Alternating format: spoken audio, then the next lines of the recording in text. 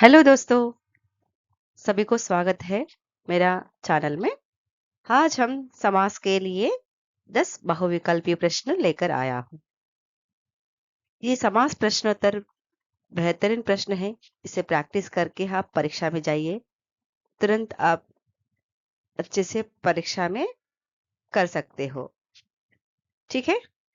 ये प्रश्न करने से पहले समास का जो वीडियो है, समास क्या होता है, उसके प्रकार ट्रिक के साथ मैंने समझाया है, वो एक बार देख लीजिए। फिर आसानी से आप समास का प्रयोग प्रश्नोत्तर करने के लिए मौका मिलेगी। ठीक है, तो चलिए आज का जो पाठ है, प्रश्न है, इस प्रश्न में देखेंगे। निम्नलिखित 5 भागों में से किन्हीं 4 भागों के उत्तर उचित विकल्प को चुनकर दीजिए। इसी तरह से आपको बोर्ड एग्जाम में दिए जाते हैं। उनमें से 4 प्रश्नोत्तर आप करना है। देखिए, पहला प्रश्न, सप्तर्षि में कौन सा समास है? सप्तर्षि, जो प्रश्न पढ़ते ही तुरंत आप ऑप्शन में ना जाकर प्रश्न को समास विग्रह करना है। सप्तर्षि 7, सप्त माने 7, 7 ऋषियों का समूह। ये सुनते ही हमारा जो कौन सा समास समझ में आएगा? द्विगु समास। क्यों? पूर्व पद संख्या है, उत्तर पद समूह से मिला है, इसलिए 7 ऋषियों का समूह ये द्विगु समास के अंतर्गत आता है। इसलिए ये आंसर क्या होगा? द्विगु समास करेक्ट ऑप्शन है।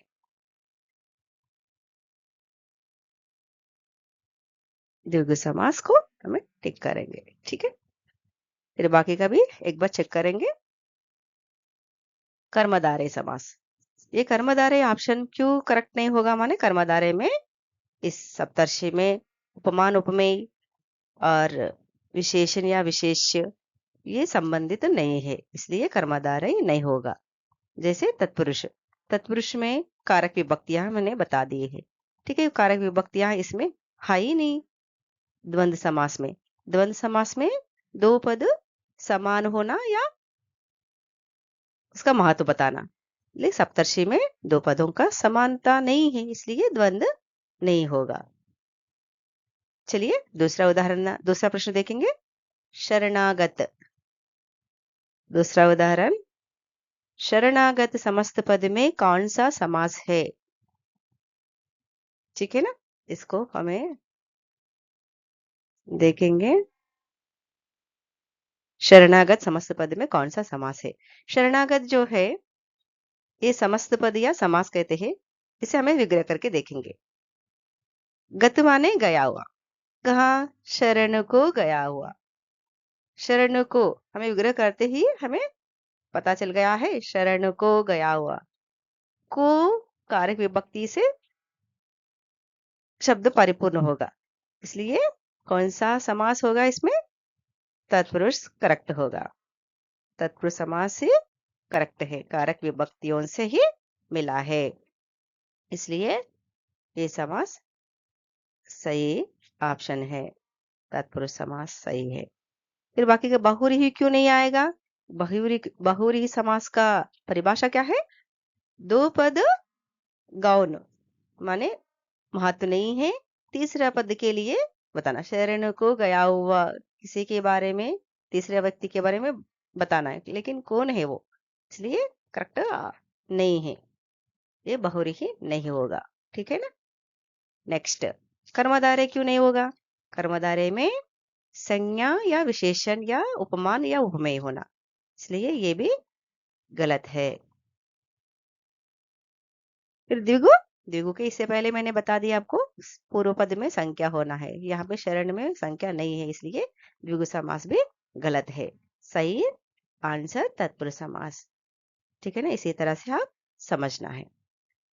नेक्स्ट क्वेश्चन में देखेंगे। लंबोदर समस्त पद में कौन सा समास है? ये लंबोदर जो शब्द है विग्रह करके देखेंगे।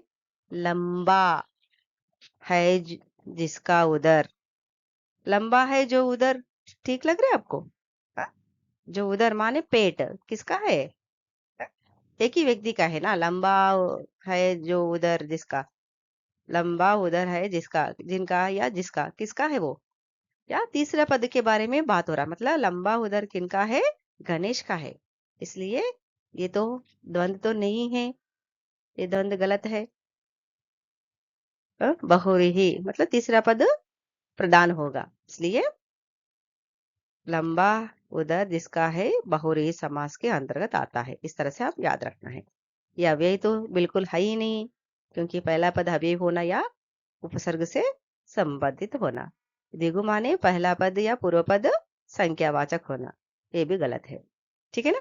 नेक्स्ट फोर्थ क्वेश्चन में देखेंगे, तन मन धन समस्त पद में कौन सा समास है?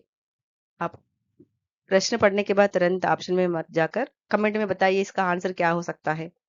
फिर बाद में सही आप लिखिए, सो सही है या गलत होगा, एक बार चेक करना है। ठीक है? तन मन धन, जो आपको आसन लग रहा है, यहाँ पे योजक चिन्ह दिया गया है। तन या मन और धन मतलब कौन सा समास होगा? और द्वंद्व समास होगा, क्योंकि अव्यय तो बिल्कुल है ही नहीं। अव्यय में एक शब्द या अव्यय होना या उपसर्ग से संबंधित होना, लेकिन इसमें तन को हमें अव्यय नहीं कर सकते। तन माने शरीर, मन, धन, या तत्पुरुष समास में ही कारक विभक्ति होना, कारक विभक्ति का जगह ही नहीं है इसमें। नेक्स्ट कर्मधारय समास में उपमान उपमेय या विशेषण विशेष्य, इस शब्द पद में ये कर्मधारय का अंतर्गत नहीं है। इसका आंसर क्या होगा? द्वंद्व समास। ठीक है ना? नेक्स्ट क्वेश्चन में जाएंगे।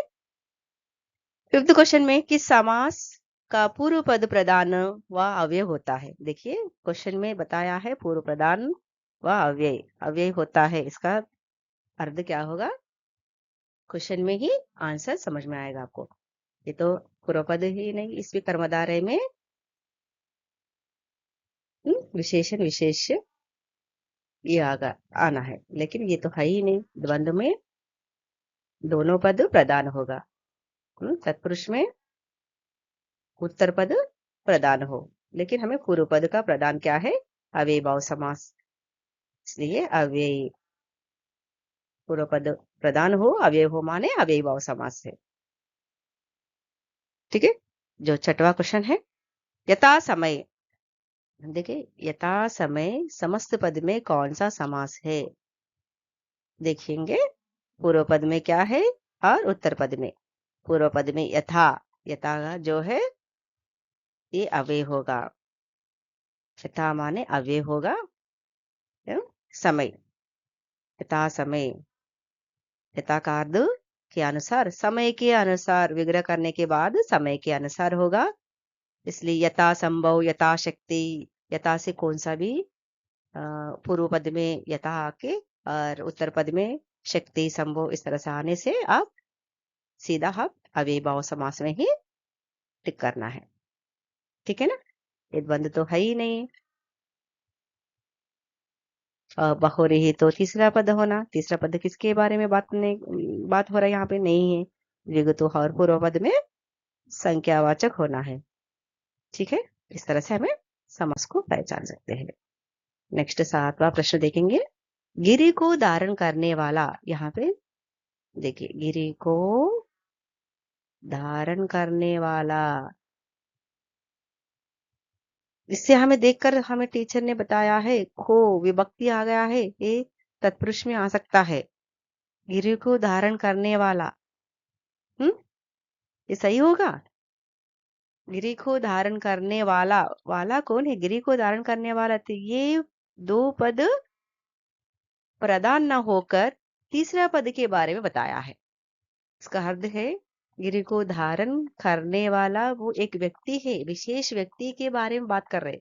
बहुरी समास में हमेशा विशेष व्यक्तियों के बारे में या सुर असुर के ज्यादा तक बात करते हैं, इसलिए ये याद रखना है। गिरि को धारण करने वाला कौन है? कृष्ण है। गिरिधर उससे कहते हैं ना, इसलिए कौन सा ये तत्पुरुष में नहीं जाना है। कारक विभक्ति है ना, इसलिए हमें तत्पुरुष लिखना है। नहीं, ठीक से समझ लीजिए। गिरी को धारण करने वाला, वाला ऐसे किसी तरह से जो शब्द दिया गया है तीसरे शब्द के बारे में, तीसरे पद के बारे में विशेषता बता दिए है, इसलिए ये कौन सा समास होगा? बहुव्रीहि समास, समास के अंतर्गत आएगा। ठीक है ना? इसी तरह से हमें समझना है, बाकी का जो समास है ये गलत है। नेक्स्ट, 8वां प्रश्न, पत्र व्यवहार में कौन सा समास?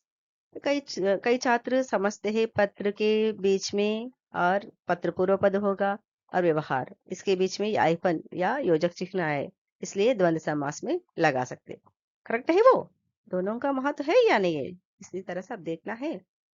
पत्र फर्स्ट हमें समास विग्रह करके देखिए, पत्र और व्यवहार ठीक लगेगा? नहीं है ना? पत्र का व्यवहार, ठीक है ना? पत्र का व्यवहार इस तरह से हमें समझना है।